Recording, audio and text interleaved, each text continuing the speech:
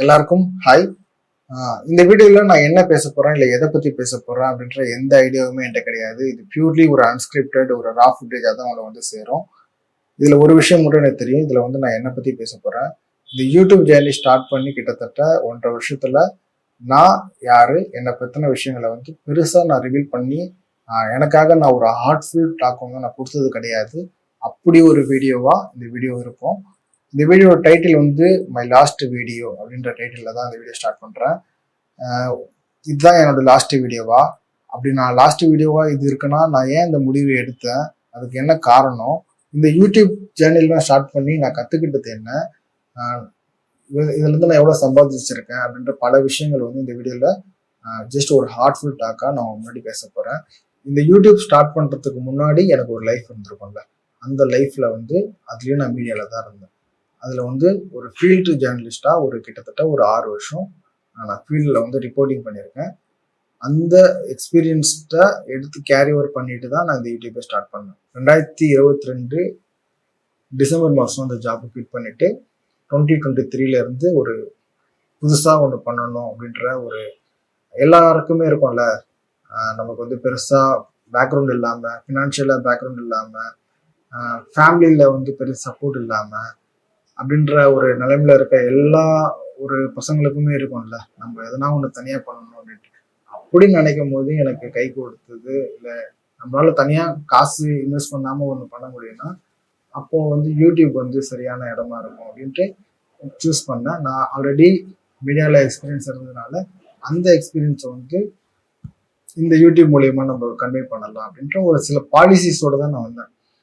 எல்லா வீடியோவும் எடுத்து பண்ணுற டைப் கிடையாது. நான் ஆக்சுவலாக மீடியாவில் இருக்கும்போது நம்ம டெய்லி நடக்கிற அன்றாட செய்திகளை வந்து கொடுப்போம். இது வந்து யூடியூப்னும் போது என்ன வேணால் நம்ம பண்ணலாம் யூடியூப்ல. ஆனால் நான் அதில் வந்து ஒரு பாலிசியோட நான் இந்த யூடியூப் சேனல் ஸ்டார்ட் பண்ணேன். டெய்லி நியூஸ் கொடுக்குறவங்க, கரண்ட் அஃபேர்ஸ் பண்ணுறவங்க, இல்லை வேற ஏதாவது வந்து டெக்னிக்கலாக பேசுகிறவங்க அப்படின்னு நிறைய பேர் கேட்டகரிஸ் இருப்பாங்க. நான் வந்து அதில் பிஸ்னஸ், ஃபினான்ஸ் அப்படின்ற கேட்டகரி எடுத்தேன். காரணம் வந்து எனக்கு ஃபினான்ஷியலாக நிறைய பிரச்சனைகள், ஃபினான்ஷியலாக மட்டும்தான் எனக்கு பிரச்சனை இருந்துச்சு. மற்றபடி என் லைஃப் வந்து ஒரு ஸ்மூத்தான ஒரு லைஃபாக தான் நான் இருந்திருக்கேன் இது வரைக்கும். வேற எந்த பிரச்சனையும் நான் பெருசாக எனக்கு கிடையாது. ஃபினான்ஷியல் பிரச்சனையை தவிர்த்து எனக்கு பிரச்சனை இல்லை. அப்போது இந்த ஃபினான்ஷியல் பிரச்சனையில் வந்து என்ன மாதிரி எவ்வளோ பேர் இருப்பாங்க. அப்போது அவங்களுக்கு ஏதாச்சும் ஒன்று நம்ம வீடியோ மூலயமா ஒரு கொடுப்போம், ஒரு இன்ட்ரெஸ்டிங்கான விஷயங்கள் பண்ணலாம் அப்படின்னு சொல்லிட்டு தான் நான் இந்த யூடியூப் ஸ்டார்ட் பண்ணேன். அந்த பாலிசிஸை வந்து இந்த நிமிஷம் வரைக்கும் நான் பிரேக் பண்ணல. ஒரு வியூஸ் கிடைக்கணுன்றதுக்காக என்டர்டெயின்மெண்ட், சினிமா அந்த மாதிரி விஷயங்கள் பண்ணல. இல்லை வேற ஏதாவது வந்து அந்த டைம்ல ஒரு ஹைப் இருக்கும் பார்த்தீங்களா, அந்த ஹைப்புக்காக நான் அந்த வீடியோலாம் நான் பண்ணலை. அப்படி பண்ணாமல் ஒரு ஸ்டாண்ட் பையா பிஸ்னஸ், ஃபினான்ஸ் பேசணும், எல்லாருக்குமே ஃபினான்ஷியல் இண்டிபெண்ட் ஆகணும், ஃபினான்ஷியலி எல்லாருமே ஃப்ரீடம் ஆகணும். அந்த ஃபினான்ஷியல் பிரச்சனைகள் தீர்ந்துடுச்சுன்னா ஆல்மோஸ்ட் அவங்க எல்லாருமே வந்து ஓரளவுக்கு ஹாப்பி லைஃப்பை வந்து வாழ முடியும் அப்படின்றது என்னோட நோக்கம். ஏன்னா எனக்கு அது பிரச்சனையாகிறதுனால நான் அந்த பிரச்சனையை வந்து கொடுக்கணும், கண்டென்ட் வைஸாக கொடுக்கணும், கரெக்டாக கொடுக்கணும்னு நினச்சி ஸ்டார்ட் பண்ணேன். எல்லாரும் சொல்லுவாங்க யூடியூப் ஸ்டார்ட் பண்ணணும்னா நிறைய இன்வெஸ்ட்மெண்ட் பண்ணணும், கேமரா வாங்கணும், மைக் வாங்கணும், அது போக வந்து ஒரு நல்ல ஒரு ஸ்டுடியோ மாதிரி செட் பண்ணிட்டு தான் யூடியூப் ஸ்டார்ட் பண்ணணுன்ட்டு. ஆக்சுவலாக நான் ஸ்டார்ட் பண்ணும்போது 10க்கு 10 ரூம்னு சொல்லுவாங்க. முக்கியமாக நான் ஸ்டார்ட் பண்ண அந்த ரூம் வந்து கிட்டத்தட்ட 5க்கு 3 கூட இருக்காது. அந்த அளவுக்கு சின்ன ரூம் தான்.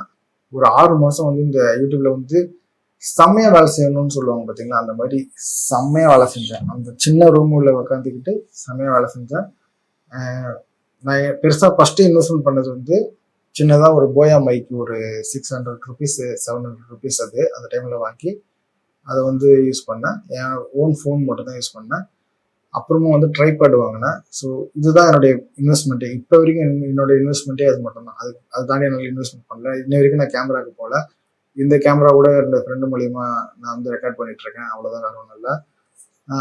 இப்படி ஒரு பாலிசியோட நம்ம யூடியூப்ல வந்து அதில் அன்சக்சஸ்ஃபுல் ஆகுறோம் அப்படின்னா அப்போ நான் எடுத்த பாலிசி தப்பா, இல்லை என்கிட்ட வேற எதனா தப்பு இருக்கா அப்படின்றத ஒரு அனலைஸ் பண்றதுக்காக தான் இந்த வீடியோ.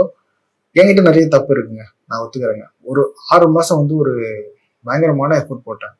நான் சொன்னேன் பார்த்தீங்களா, 5க்கு 3 கூட என்னுடைய வீட்டுடைய ரூம் வந்து அந்த குட்டி ரூம் தான். சுற்றி வந்து சென்னை எப்படி இருக்கும் தெரியும், ராயபுரம் எப்படி இருக்கும்னு தெரியும். ஸோ ரொம்ப நாய்ஸ் இருக்கக்கூடிய ஒரு இடம். அந்த டைமில் நான் வேலையை குவிட் பண்ணும்போது எங்கள் வீட்டுக்கு ஆப்போசிட்டில் வந்து ஒரு பில்டிங் கட்டிட்டு இருக்காங்க. அப்போ இங்கே எவ்வளோ நாய்ஸ் இருக்குன்னு தெரியும். அந்த நாய்ஸ் எல்லாத்தையுமே எப்படி சொல்கிறது, நான் பேசலாம்னு வாய் எடுப்பேன், கரெக்டாக வந்து பில்டிங்கில் இடிக்கிற சவுண்டு கேட்கும், ஸ்டாப் பண்ணிவிடுவேன். என் பழைய வீடியோலாம் நீங்கள் எடுத்து பார்த்தீங்கன்னா நீங்கள் பார்க்கலாம். அதெல்லாம் ஸ்டாப் பண்ணிவிடுவேன்.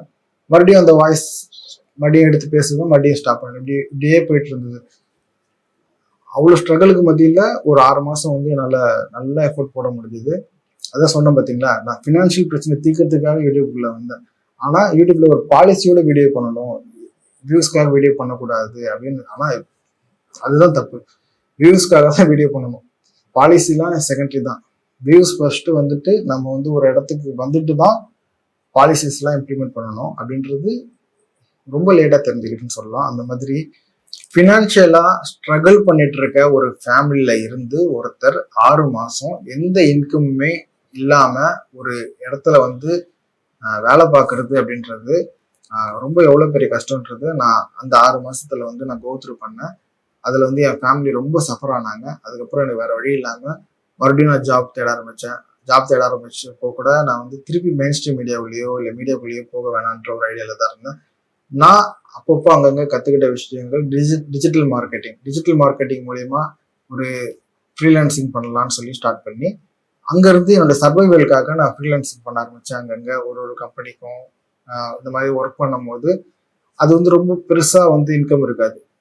ஜாபுக்கு போனால் என்ன சம்பளம் வருமோ அதே நீங்கள் வீட்டில் உட்காந்து பண்ணுற மாதிரி இருக்கும். ஸோ அது என்ன ஓரளவுக்கு சர்வைவல் பண்ண வச்சதை தவிர்த்து என்னால் ஃபினான்ஷியலாக ஃப்ரீடம் ஆக முடியல.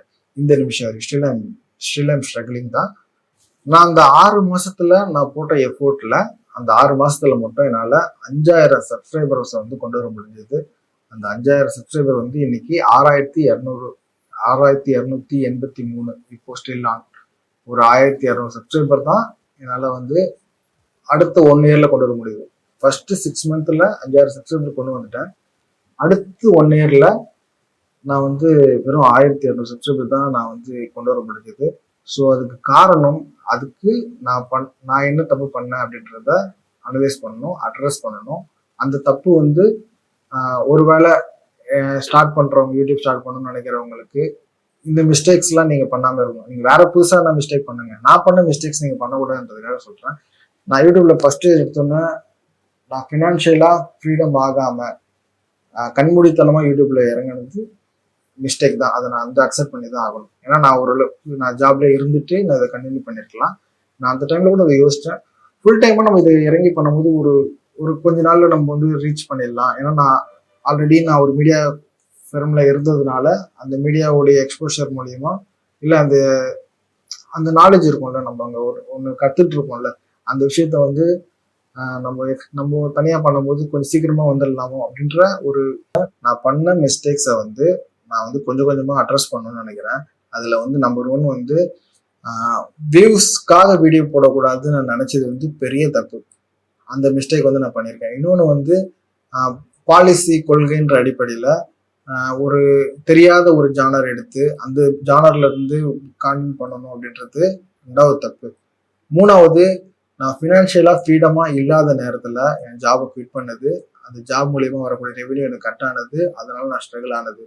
4வது, என்னோட இன்கன்சிஸ்டன்சி நான் சொல்லிதான் ஆகணும். 6 மாசம் நான் எவ்வளவு கன்சிஸ்டண்டா நான் ஒர்க் பண்ணணும், அடுத்த இப்போ ஆஸ் ஆஃப் நவ் இந்த டேட் வரைக்கும் வந்து நான் கன்சிஸ்டண்டா இல்லை. அதுதான் உண்மை. அதாவது வந்து மாசத்துக்கு 10 வீடியோ போட்ட அந்த 6 மாசத்துல இப்போ வந்து மாசத்துக்கு ஒரு வீடியோ கூட நான் போடுறதில்லை. 2 மாசத்துக்கு ஒரு வீடியோ எல்லாம் போட்டுட்டு இருக்கேன். ஸோ அப்போ என்னோட இன்கன்சிஸ்டன்சி தான் பிரச்சனையா இருக்கு இதுல. அதை நான் அட்ரஸ் பண்ணி தான் ஆகணும். நான் ஒருவேளை இன்கன்சிஸ்டண்டா இல்லாம இருந்தேன்னா அந்த ஹார்ட் ஒர்க்கை வந்து 6 மாசத்துல போட்டு ஹார்ட் ஒர்க்கை நெக்ஸ்ட் ஆஸ் ஆஃப் நவ் நான் போட்டிருந்தேன் அப்படின்னா மேபி இன்னைக்கு வந்து ஒரு ஓகேவான ஒரு இன்ஃப்ளூயன்சராகவோ இல்லை ஒரு ஓகேவான ஒரு யூடியூபராகவும் நான் மேபி இருந்திருக்கலாமோ அப்படின்ற ஒரு எண்ணம். இந்த மிஸ்டேக்ஸ் வந்து புதுசாக யூடியூப் ஸ்டார்ட் பண்ணுறவங்க பண்ணக்கூடாதுன்றதுக்காக தான் இதை நான் ஷேர் பண்ணணும்னு நினச்சேன். ஸோ இப்படி தான் போயிட்டுருக்கு லைஃபு. இந்த சூழ்நிலையில் நான் யூடியூப்பை இப்போ கிட் பண்ண போகிறேன்னான்லாம் எனக்கு தெரியல. மேபி வந்து நான் கிட் பண்ணுறதா இருந்தால் அதை வந்து நான் இந்த வீடியோ முடிவுக்குள்ளே சொல்கிறேன்னு சொல்லியிருந்தேன். ஸோ இப்போ நான் என்ன யோசிக்கிறேன்னா, இந்த வீடியோ இவ்வளோ தூரம் நம்ம ஒரு எஃபோர்ட் போட்டிருக்கோம்ல, இதுல இருந்து நான் எவ்வளோ ரெவன்யூ ஜென்ரேட் பண்ணேன்ற தெரிஞ்சுக்கணும்ல நீங்கள். அதை சொல்லணும்னா கிட்டத்தட்ட இந்த சேனல் மூலயமா நான் இது வரைக்கும் மேக் பண்ண ரெவன்யூ அப்படின்றது 0. ₹1 கூட சம்பாதிக்கல. 1.5 வருஷம் வேலை பார்த்துருக்கேன். 1.5 வருஷம் வேலை பார்த்து உங்களுக்கு சம்பளம் கிடைக்கலன்னா எப்படி இருக்கும்? அப்படி ஒரு இடத்துல தான் நான் இருக்கேன். எனக்கு வந்து ஓரளவுக்கு டிஜிட்டல் மார்க்கெட்டிங் தெரியுன்றதுனால நான் வேற ஒரு கம்பெனிஸை கன்வின்ஸ் பண்ணி நான் ஃப்ரீலான்சிங் வாங்கி என்னோட சர்வைவல் பார்த்துக்க முடிஞ்சதை தவிர்த்து, நான் எது பண்ணணும்னு நினைச்சனோ, நான் என்ன செய்யணும்னு நினைச்சனோ அதை எல்லாம் செய்ய முடியாம போயிடுச்சு. இதுல முக்கியமான ஒரு விஷயத்த வந்து கண்டிப்பா நான் அட்ரஸ் பண்ணி ஆகணும். ஏன்னா இந்த மிஸ்டேக் வந்து ஃபியூச்சர்ல யாரும் இந்த வீடியோ பார்த்துருந்தீங்கன்னா பண்ணக்கூடாதுன்றதுக்காக தான் நான் சொல்றேன். நான் பண்ண மிகப்பெரிய மிஸ்டேக் வந்து ஒரு 6 மாசம் போட்ட நான் ரிப்பீட் பண்ணல, நான் கண்டினியூ பண்ணல அப்படின்றது ஒரு மிஸ்டேக்.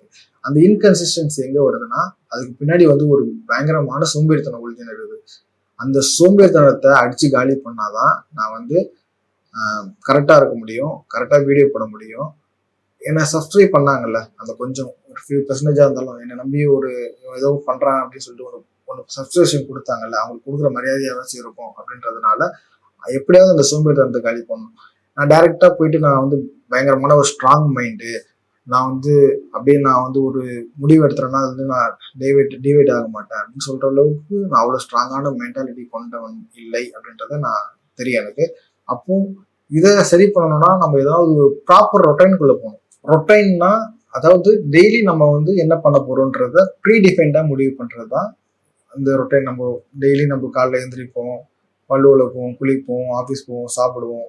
இதெல்லாம் எப்படி நம்ம பேசிக் திங்ஸோ அந்த மாதிரி நம்மளுடைய ரொட்டைனுக்குள்ளேயே நம்மளுடைய ஒர்க்கையும் வந்து கொண்டு வந்து தான் ஆகணும் அப்படின்றது மட்டும் நான் அனலைஸ் பண்ணியிருக்கேன். அப்போ இதுக்கெல்லாம் என்னோட இன்கன்சிஸ்டன்சி காரணம், மிகப்பெரிய காரணம் வந்து சோம்பேறித்தனம். அதை வந்து காலி பண்ணணும்னா நான் ரொட்டைன் ஃபாலோ பண்ணணும். என்ன ரொட்டைன் ஃபாலோ பண்ணணுன்றத ப்ரீடிஃபைன்டாக முடிவு பண்ணிட்டு அதை வந்து நான் டெய்லி ஒரு ரெகுலர் ஆக்டிவிட்டி மாதிரி நான் கொண்டு வந்தா மேபி வந்து இந்த பிரச்சனைக்கு ஒரு தீர்வு கிடைக்கும்.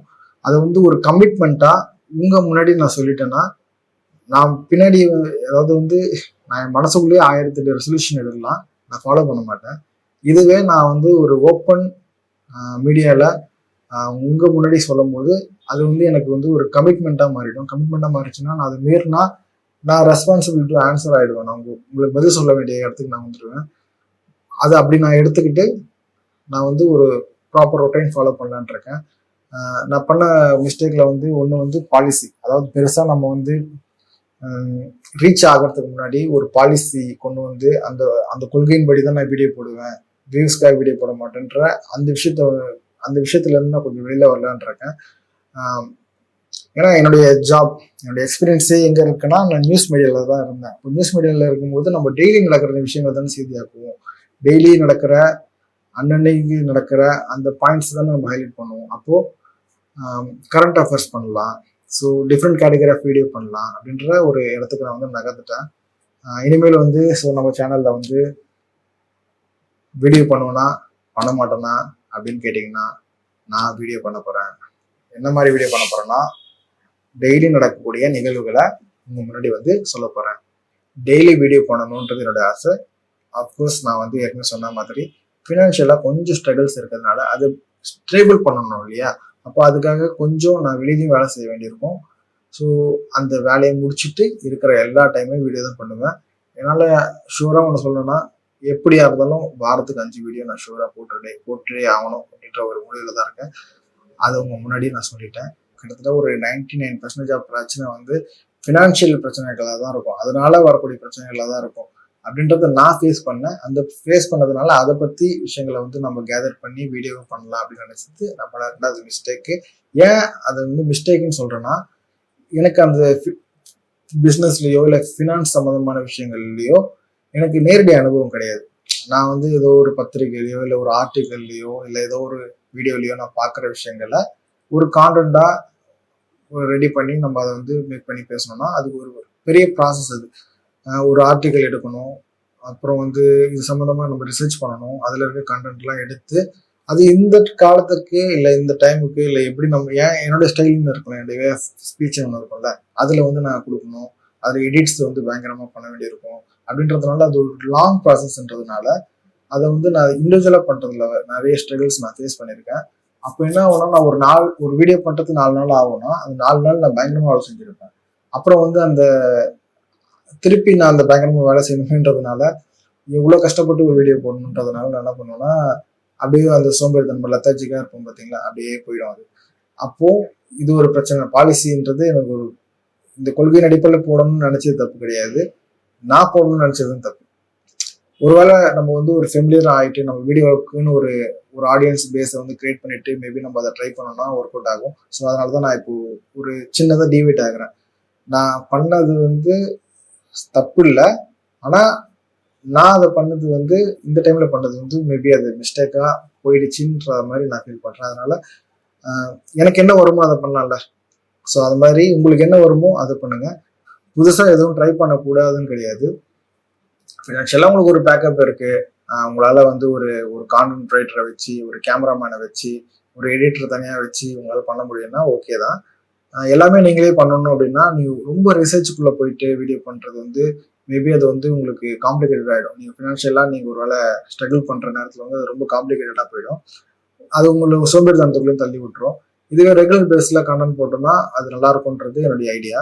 அதனால வந்து இப்போ கொஞ்சம் அதுல இருந்து டிவைட் ஆகிட்டு இனிமேல் வந்து நம்ம அந்த பாலிசிங்லாம் இல்லாமல் எல்லாமே மக்களுக்கு இன்ஃபர்மேஷன் தானே, அந்த இன்ஃபர்மேஷனை கொடுக்கலான்ற இடத்துக்கு நான் வந்துட்டேன்.